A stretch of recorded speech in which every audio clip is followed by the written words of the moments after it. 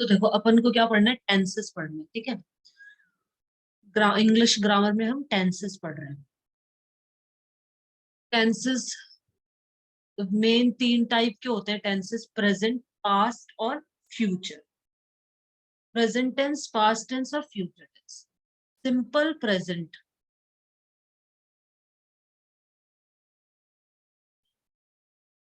Simple present, present continuous, present perfect, simple past, past continuous, past perfect and tense showing future action.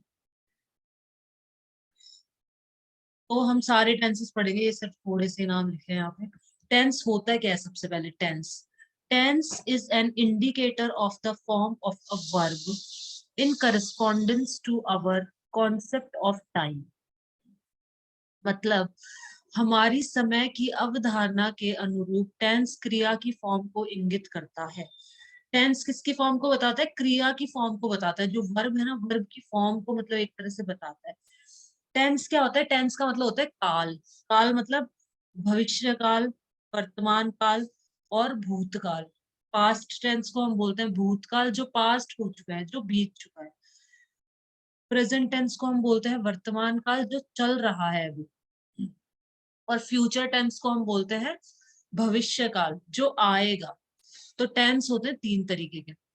Time, time is a universal concept with three division, present, past and future. ये होता है अपने tense. Present को हम वर्तमान काल बोलते हैं, पास्ट को हम भूतकाल बोलते हैं, फ्यूचर को हम भविष्य काल बोलते हैं।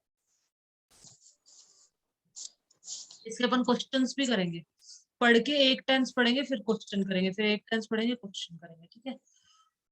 The difference between tense and time. Present tense does not always indicate present time because these also indicate past time. ये देखो, प्रेजेंट टेंस हमेशा प्रेजेंट टाइम ही इंडिकेट नहीं करेगा, पास्ट टाइम भी इंडिकेट करेगा। जैसे यहाँ पे देखो, 15 अगस्त 1947 को अपन को फ्रीडम मिली थी ना, तो पास्ट टाइम को भी प्रेजेंट टेंस में लिख रखा है। तो इसने बोला है कि जो प्रेजेंट टेंस है does not always indicate present time.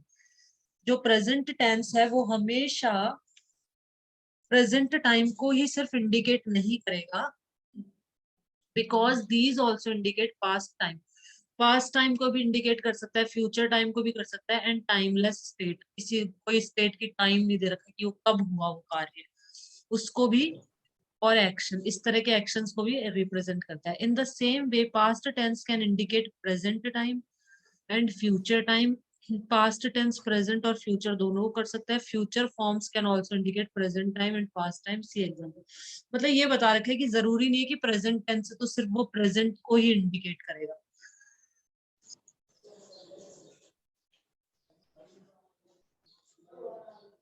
Present tenses हमेशा वर्तमान समय को ही इंगित नहीं करते हैं, क्यों, इसी की हिंदी बता रहे हैं, क्योंकि वे भूतकाल, भविष्यकाल व समय रहित स्थिति या कार्य को भी इंगित करते हैं। इसी प्रकार पास्ट टेंस वर्तमान काल व भविष्य काल को भी इंगित करते हैं। फ्यूचर फॉर्म वर्तमान काल व भूतकाल को भी इंगित करते हैं। उदाहरण देखो, जैसे यहाँ पे मतलब ये बता रखे है कि जो प्रेजेंट टाइम है, जो प्रेजेंट टेंस है, वो सिर्फ प्रेजेंट वाले सेंटेंसेस को इंडिकेट नहीं करेगा, वो कुछ पास्ट के सेंटेंसेस को भी इंडिकेट करता है, फ्यूचर वालों को भी इंडिकेट करता है। Simple present indicating past time, historic present ऐतिहासिक वर्तमान। In that film, the truth wins ultimately. Ultimately मतलब अंत में जो ट्रूथ है वो जीता, ट्रूथ की मतलब सच्चाई की विजय हुई। ये देखो, ये पास्ट टाइम दे रखा है, इन दैट फिल्म। ये है हमारा past time. The truth wins ultimately, ये है हमारा प्रेजेंट टेंस। तो ये पास्ट टाइम के अंदर भी हम प्रेजेंट टेंसेस का यूज करते हैं कि उस फिल्म के अंदर the truth wins ultimately, historic present. India gets freedom on 15 August 1947। 15 August 1947 past time है और ये प्रेजेंट टेंस है, इंडिया गेट्स फ्रीडम। तो प्रेजेंट के साथ हम पास्ट, मतलब पास्ट, जो पास्ट टाइम को भी हम यूज करते हैं प्रेजेंट टेंस के अंदर। ये बता रखा है, ये देखो पास्ट टाइम का यूज करते हैं। Present perfect indicating past time.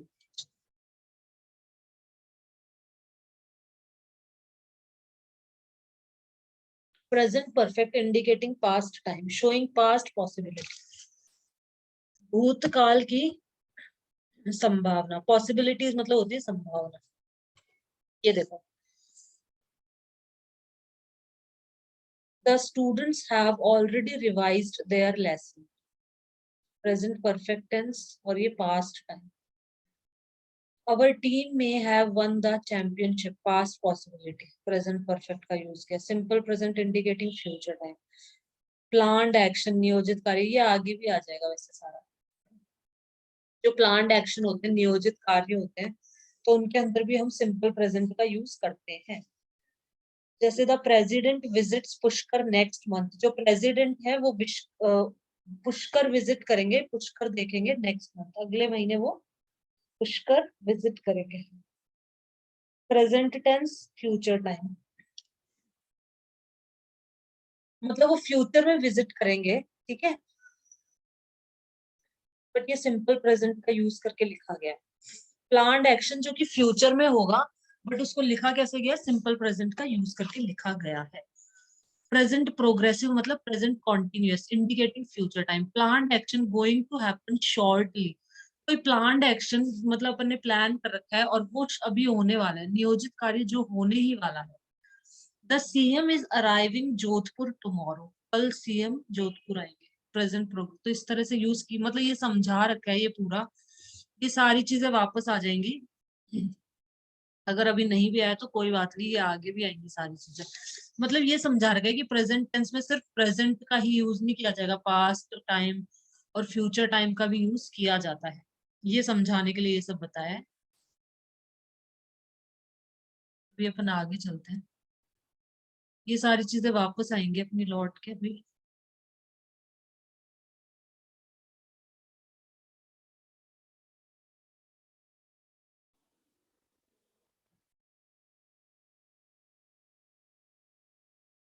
तो देखो, simple present indicating timeless state और एक्शन, हमेशा होने वाला कार्य। टाइमलेस स्टेट मतलब जिसकी कोई टाइम नहीं दे रखा हो जिस कार्य का। जैसे the moon moves round the earth, simple present में टाइमलेस एक्शन है। राउंड मतलब जो अर्थ है वो मूव करती है मून के, सॉरी जो मून है वो मूव करता है राउंड द अर्थ, अर्थ के चारों तरफ वो मूव करता है।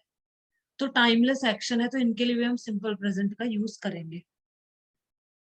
सिंपल पास्ट, ये सिर्फ एक बार ऐसे देख लो, इसमें ज्यादा कोई वो दिमाग लगाने की जरूरत नहीं है। थोड़ा थोड़ा समझा रही हूँ, बस इतना ही समझ लो इसमें, क्योंकि वापस आएंगे, यूजेस में आ जाएंगे सब वापस। Simple past indicating present time, it's time we left for home, it is time to leave for home. ये प्रेजेंट टाइम है, पास्ट टेंस के अंदर प्रेजेंट टाइम दिखा रखा है, it's time we left for home. I wish I stood first, जब अपन ऐसे बोलते हैं ना काश मैं प्रथम आ जाऊं, तो हम हमेशा ऐसे लिखते हैं आई विश आई स्टूड फर्स्ट। यहाँ पे प्रेजेंट और यहाँ पे पास्ट टाइम, प्रेजेंट टाइम ये पास्ट टाइम। स्टूडेंट स्टूड मतलब फर्स्ट आ जाना। स्टूड मतलब एक तरह से स्टैंड का वो होता है, स्टैंड, स्टैंड मतलब खड़े होना होता है ना, स्टैंड अप।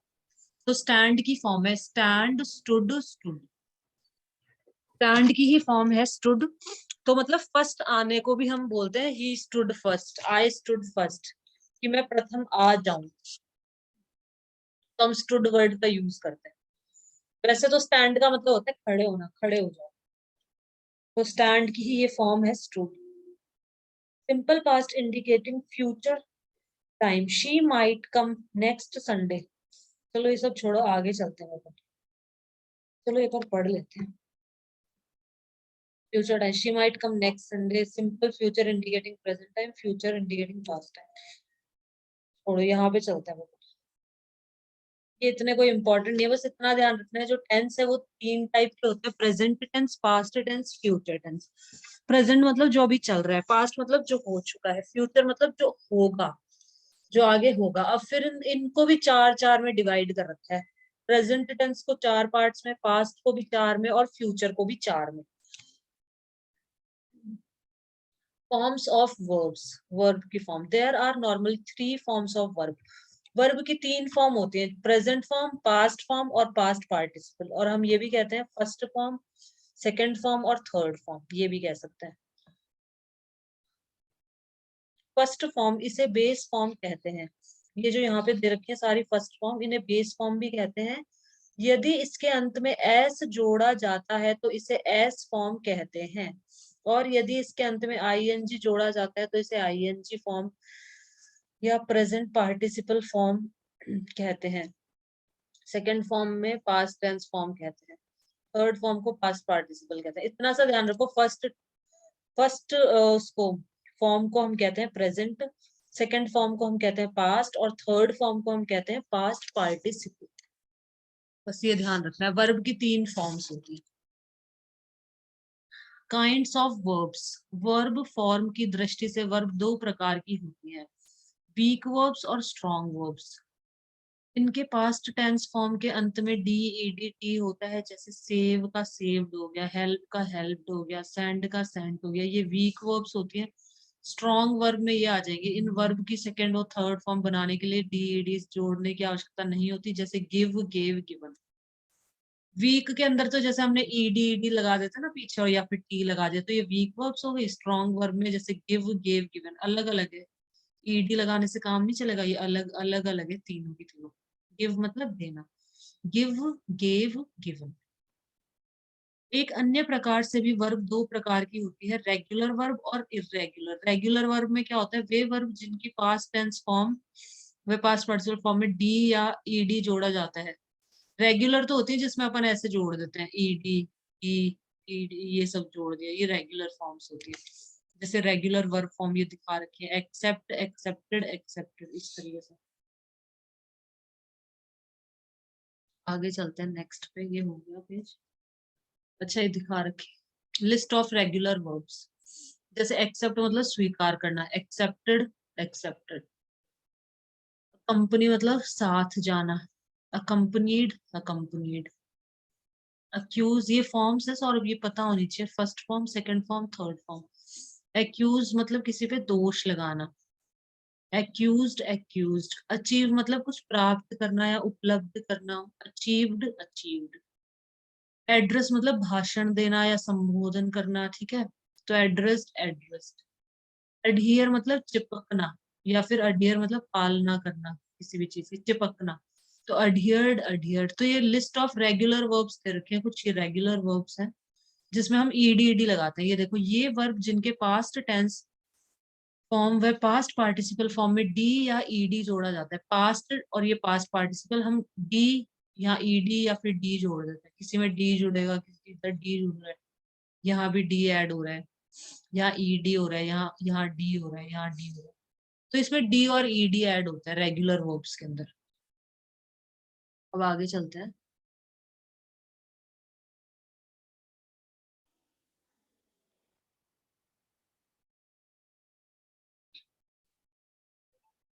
ये जो वाली वर्ब है ना, रेगुलर वे क्रिया जिनके 3 फॉर्म समान होती है, बैट बैट बैट।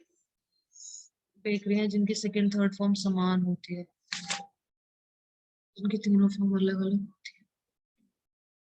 इरेगुलर में वो आ जाते हैं जिनकी तीनों फॉर्म सेम होती है। इस इरेगुलर में ये सारी इरेगुलर है, ये जितनी भी है ना ये इरेगुलर है।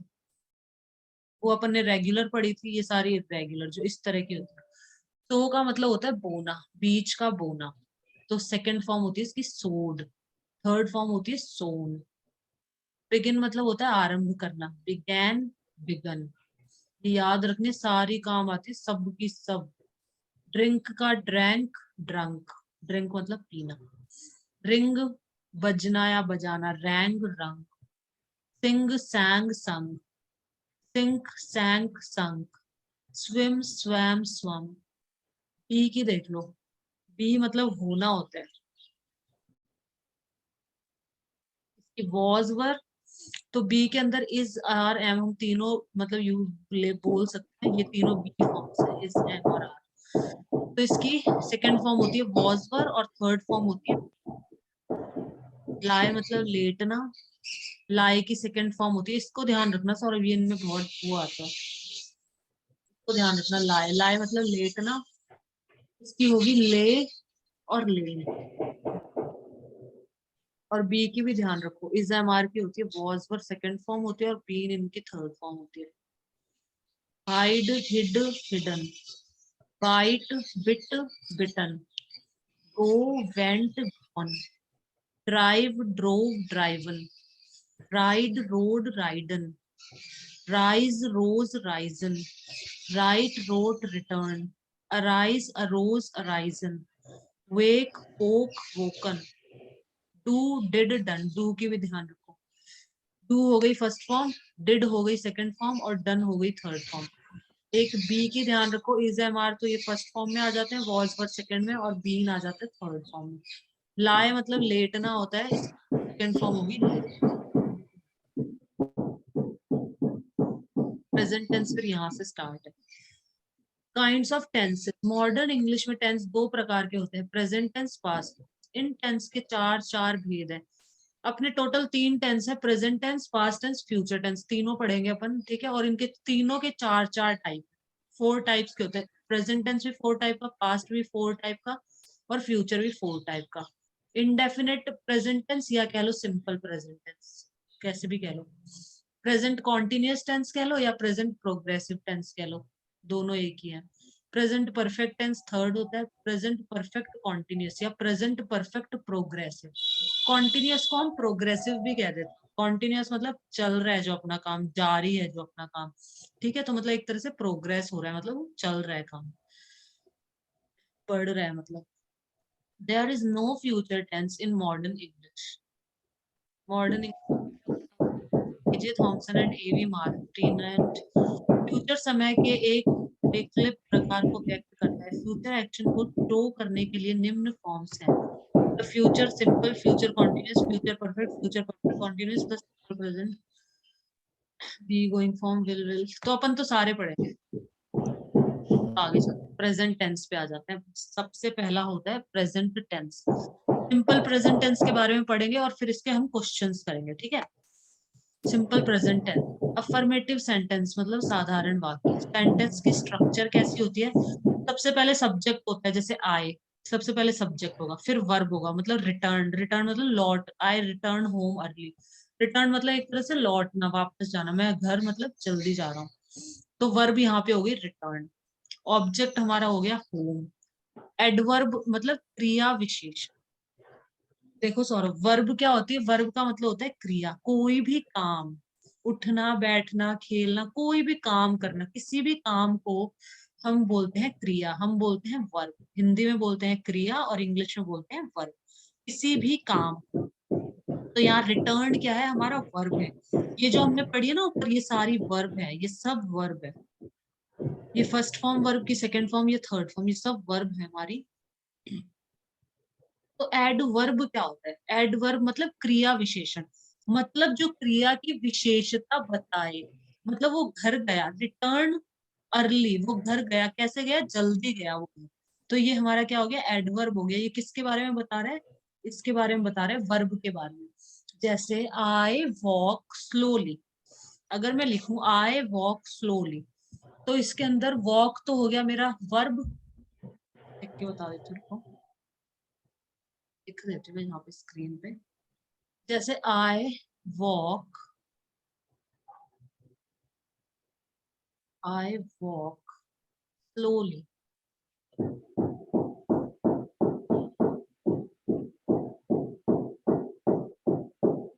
I walk slowly.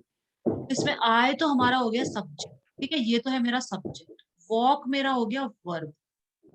और स्लोली क्या हो गया कि वॉक कैसे वॉक कर रही है? धीरे धीरे वॉक कर रही है, मतलब क्रिया के बारे में बता रहा है। ये वर्ब के बारे में जो डिस्क्राइब करता है, जो वर्ब को डिस्क्राइब करता है उसे हम क्या कहते हैं? एडवर्ब। ये जो लिखा हुआ है ना adverb,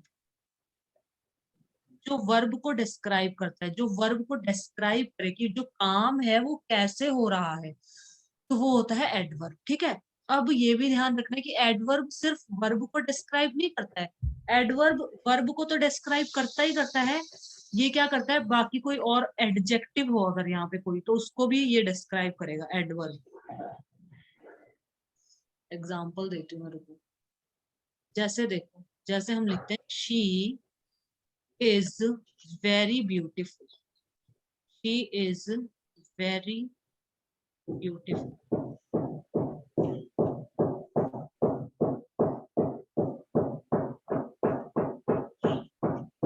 she is beautiful.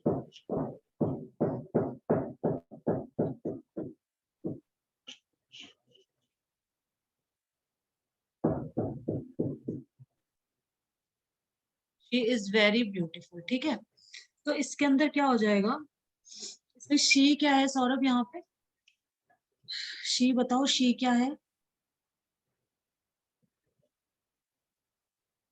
She ma'am हाँ, शी क्या हो जाएगा यहाँ पे? वो नाउन। शी यहाँ पे हो जाएगा हमारा नाउन। सिर्फ एक ही है।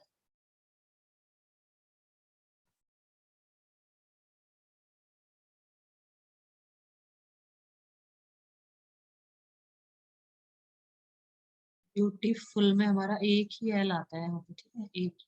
ब्यूटीफुल, तो शी हमारा हो गया नाउन, या फिर हम कह सकते हैं सब्जेक्ट। नाउन मतलब शी हमारा नाउन हो गया, कर्ता हो गया, या सब्जेक्ट भी कह सकते हैं, या नाउन भी कह सकते हैं। ठीक है, इज हमारी होगी helping verb. Is, am, are, was, were, has, have, ये सब हेल्पिंग वर्ब है। विल, शैल, ये सब है हेल्पिंग वर्ब। तो इज है हमारी हेल्पिंग वर्ब, मतलब जो मेन वर्ब क्या है, मेन वर्ब इसके अंदर है ही नहीं। शी इज वेरी ब्यूटीफुल, इसके अंदर कोई वर्ब तो है ही नहीं, क्रिया तो है ही नहीं, कोई काम तो करे हो ही नहीं रहा है। ये बता रहे हैं कि वो बहुत ब्यूटीफुल है, कोई काम नहीं हो रहा है यहाँ पे, तो वर्ब तो यहाँ पे है, हेल्पिंग वर्ब है ये बस। She is beautiful. अब देखो सौरभ, यहाँ पे ब्यूटीफुल किसको बता रहे हैं? शी को, मतलब नाउन को, सब्जेक्ट को। सब्जेक्ट कह लो या नाउन भी कह लो, जो नाउन को डिस्क्राइब करता है, नाउन के बारे में बता रहा है कि जो नाउन है, ये जो लड़की है, ये बहुत ही ब्यूटीफुल है, बहुत ही सुंदर है।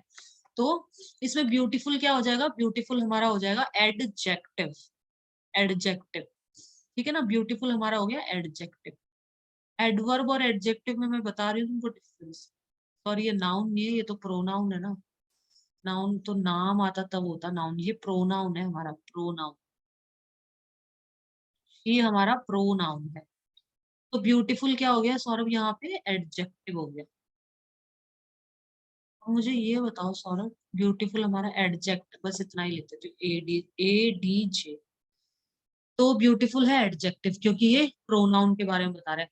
मतलब जो नाउन और प्रोनाउन को डिस्क्राइब करता है, जो नाउन और प्रोनाउन की क्वालिटी बताता है या उनको डिस्क्राइब करता है, उसे हम क्या कहते हैं? एडजेक्टिव बोलते हैं। ये समझ में आ गया? एडजेक्टिव अच्छे से समझ में आ गया? ये बहुत इंपॉर्टेंट चीज है, अच्छे से समझ आ गया एडजेक्टिव? बता दो मुझे एक बार।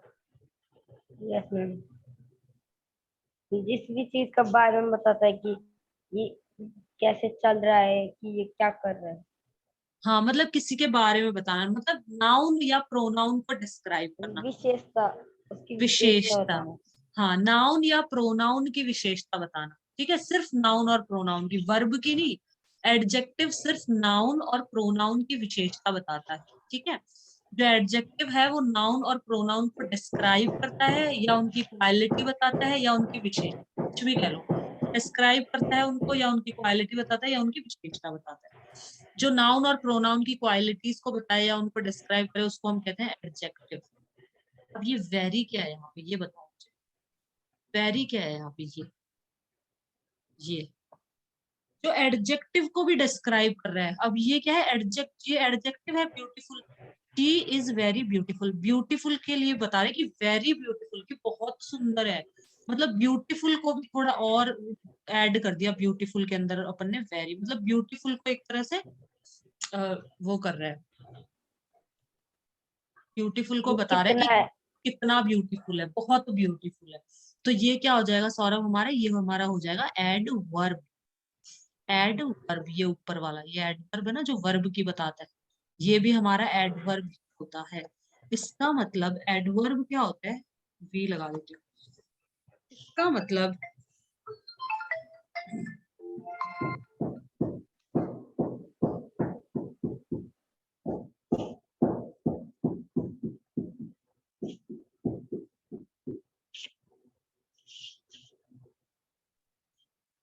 हाँ तो देखो, ये क्या है हमारा? एडवर्ब। अब यहाँ पे देखो ढंग से समझना है, वो वर्ड जो वर्ब को क्वालिफाई करे, वर्ब, चलो पहले हिंदी में समझाते फिर इंग्लिश में बताऊंगी, ठीक है। वो शब्द, वो वर्ड जो क्या बोलते हैं, क्रिया के बारे में वर्ब की विशेषता बताए, जो वर्ब की विशेषता बताता है उसको हम क्या बोलते हैं, एडवर्ब बोलते हैं। जो एडजेक्टिव की विशेषता बताता है उसे भी हम एडवर्ब ही बोलते हैं, ठीक है। जो एडवर्ब होता है वो वर्ब की भी विशेषता बताता है कि जो काम है, जो क्रिया है वो कैसे हो रही है, ठीक है, स्लोली हो रही है, फास्ट हो रही है, कैसे हो रही है, तो वो एडवर्ब कहलाएगा। जो एडजेक्टिव के को डिस्क्राइब करे, एडजेक्टिव की भी मतलब विशेषता बताए या कितना ब्यूटीफुल है, वेरी, तो ये वेरी हमारा क्या है, एडवर्ब होगा। मतलब एडवर्ब वर्ब की भी विशेषता बताता है, एडजेक्टिव की भी विशेषता बताता है, और कोई और एडवर्ब हो, जैसे स्लोली, स्लोली यहाँ पे एडवर्ब है, तो मैं लिखूं आई वॉक वेरी स्लोली, अगर मैं यहाँ लिख दूं वेरी स्लोली, यहाँ वेरी और ऐड कर दूं, तो ये वेरी क्या होगा सौरभ, ये बताओ मुझे, इस वेरी को क्या बोलेंगे हम? ये जो वेरी है ये एडवर्ब। एडवर्ब, बहुत अच्छे, वेरी गुड। तो एडवर्ब, ये वेरी भी क्या होगा हमारा, एडवर्ब ही होगा। मतलब पूरा वापस से बताती हूँ, पूरा अच्छे से समझा देती हूँ वापस से एक बार। देखो मतलब एडवर्ब वर्ब की भी विशेषता बता रहा है, एडजेक्टिव की भी विशेषता बताता है, और एडवर्ब की भी विशेषता बताता है, ठीक है। जो एडवर्ब होता है, जो एडवर्ब होता है वो क्या है, वर्ब को तो डिस्क्राइब करता ही है, वर्ब को डिस्क्राइब करेगा, वर्ब की विशेषता बताता है कि काम कैसे हो रहा है, स्लोली हो रहा है। अब एडवर्ब को भी डिस्क्राइब कर देगा कि कितना स्लोली हो रहा है, वेरी स्लोली हो रहा है, बहुत ही ज्यादा स्लोली हो रहा है, तो ये वेरी भी एडवर्ब है। एडजेक्टिव को भी जो डिस्क्राइब करे, एडजेक्टिव की भी विशेषता कि एडजेक्टिव जो ब्यूटीफुल है, कितनी ब्यूटीफुल है, वेरी ब्यूटीफुल है।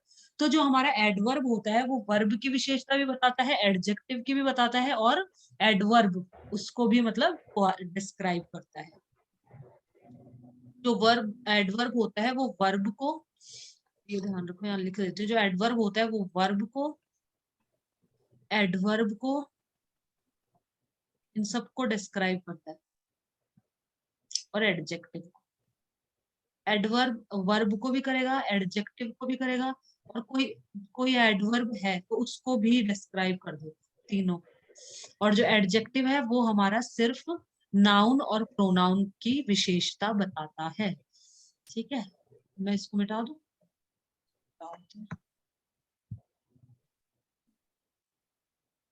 ठीक है, चलो आगे बढ़ते हैं। तो ये हो गया सब्जेक्ट, फिर वर्ब, फिर ऑब्जेक्ट, फिर एडवर्ब। एडवर्ब मतलब क्रिया विशेषण। एग्जाम्पल, मैं घर जल्दी लौटता हूँ, I return home early. Shyam के सहपाठी, मतलब ये सारे simple present tense, simple present tense, इनके अंदर वर्ब की फर्स्ट फॉर्म यूज होती है।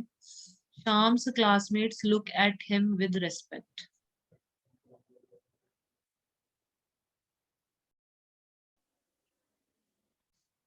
आगे चलते ना,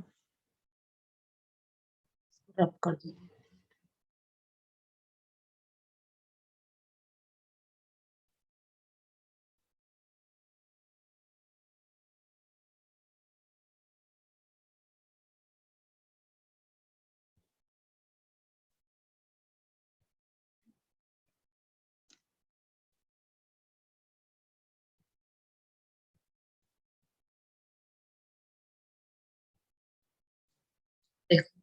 the writer present the picture of the Indian society. ये सारे प्रेजेंट टेंस के एग्जाम्पल दिखा रखे हैं। Shyam's parents are good. The policeman catches the house breakers. Rules, हमेशा वर्ब की फर्स्ट फॉर्म आती है इसके अंदर, ये हमें पता ही है, फर्स्ट फॉर्म आती है, ठीक है। ऐसे वाक्य संख्या 1 से 6 तक, यदि वाक्य का subject third person singular, he she it, name of one person और थिंग है, तो वर्ब की फर्स्ट फॉर्म के अंत में एस या एस लगाएं। वर्ब की फर्स्ट फॉर्म के एंड में एस और यस कब लगता है, जब थर्ड पर्सन सिंगुलर, जब सिंगुलर होता है। सबसे पहले तो ये ध्यान रखना है कि जब सब्जेक्ट, जैसे कि यहाँ पे देख बताती हूँ, देखो जैसे जैसे ये पुलिस मैन है, ये सिंगुलर है, एक जन है। जैसे कि ये राइटर है, द राइटर, राइटर क्या है, सब्जेक्ट। जो सब्जेक्ट हो वो क्या होना चाहिए, सिंगुलर होना चाहिए, सिंगुलर अकेला मतलब सिंगल होना चाहिए, द राइटर, सिंगुलर ध्यान रख लो बस, सब्जेक्ट सिंगुलर होना चाहिए, तो उसमें हम एस या ई एस लगाते हैं। थर्ड पर्सन सिंगुलर या नॉर्मल सिंगुलर भी ध्यान रख लोगे तो भी चलता है, ही शी इट ये सिंगुलर ही होते हैं, ये थर्ड पर्सन है सारे के सारे, सिंगुलर ये तो है ये। तो जब सिंगुलर हो तो एस या ई एस लगाना है, ये ध्यान रखना है। यदि वर्ब का अंतिम अक्षर ओ एक्स एस एच इनसे हो तो ई एस का प्रयोग करें, शेष सभी वर्ब के साथ हैज का प्रयोग करें ऐसे। यदि क्रिया स्टेट बता रही हो तो इज एम आर का प्रयोग करें, पोजेशन के लिए हैव का प्रयोग करें। नेगेटिव सेंटेंसेस इसके, subject plus do does not, verb की फर्स्ट फॉर्म ऑब्जेक्ट और एडवर्ब। नेगेटिव सेंटेंसेस इस तरह के होते हैं, I do not like darkness. देखो सौरभ, डू तो हम यूज करते हैं प्लूरल के साथ में, डज हम यूज करते हैं सिंगुलर के साथ में। जैसे यहाँ फादर एक जना है, फादर सिंगुलर है तो हम डज लगा रहे हैं, फादर डज नॉट लव शाम, ठीक है, फादर शाम को लव नहीं करते। क्लासमेट्स हमारा प्लूरल है तो क्लासमेट के साथ हम डू लगाएंगे, प्लूरल के साथ हम डू डू लगाते हैं, सिंगुलर के साथ हम डज लगाते हैं। आई के साथ भी यहाँ डू ही लगेगा, आई को हम प्लूरल में ही मानते हैं। तो बस ये सब बता रखा है। इंटरोगेटिव सेंटेंसेस कैसे बनते हैं इनके, इंटरोगेटिव में हेल्पिंग जो वर्ब होता है वो पहले आ जाता है, डू या डज पहले आ जाएगा बस, तो इंटरोगेटिव बन जाएगा, do you love your country, question mark लगा दिया। Do classmates respect Shyam till now, do पहले आ जाएगा बस। डज फादर लव श्याम, ये बस इस तरीके से बनता है, ठीक है, ये भी हो गया अपना।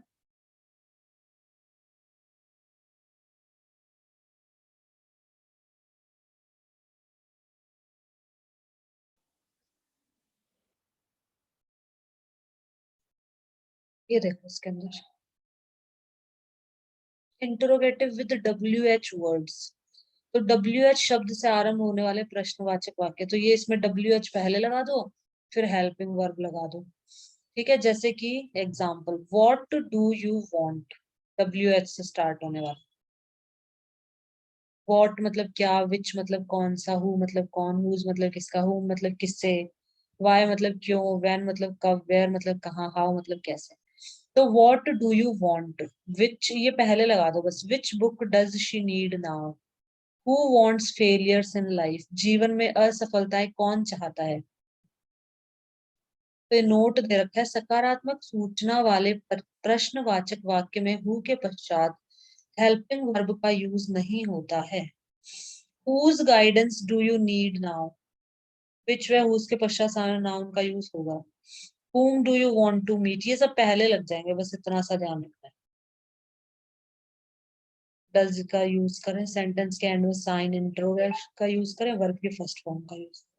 नेगेटिव इंटरोगेटिव सेंटेंसेस कैसे होते हैं, does not, do not, does not, subject verb की फर्स्ट फॉर्म। ये सिर्फ सेंटेंसेस बता रखे हैं सारे की, सिंपल प्रेजेंट में कैसे कैसे सेंटेंसेस होते हैं, ये पूरा सेंटेंस स्ट्रक्चर बता रखा है। W H word, do not, does not, subject verb की first form, object adverb. Example जैसे don't you love your country, क्या तुम अपनी कंट्री को प्यार नहीं करते, why doesn't he respect his parents now. Main ये आ जाते हैं यूजेस। यहाँ तक तो समझ में आ गया ना प्रेजेंट टेंस क्या होता है, सौरभ थोड़ा बोल के बताओ तो प्रेजेंट टेंस क्या है। Yes ma'am, in present tense जिसमें ना ऐसे पता चले कि अब भी चल रहा है कोई काम, हाँ, जो काम चल अभी मतलब हाँ प्रेजेंट में है, हाँ, इसकी कोई वो काम, है। कोई काम अगर ये प्रेजेंट उस में हो रहा है, हाँ तुम बताओ चलो।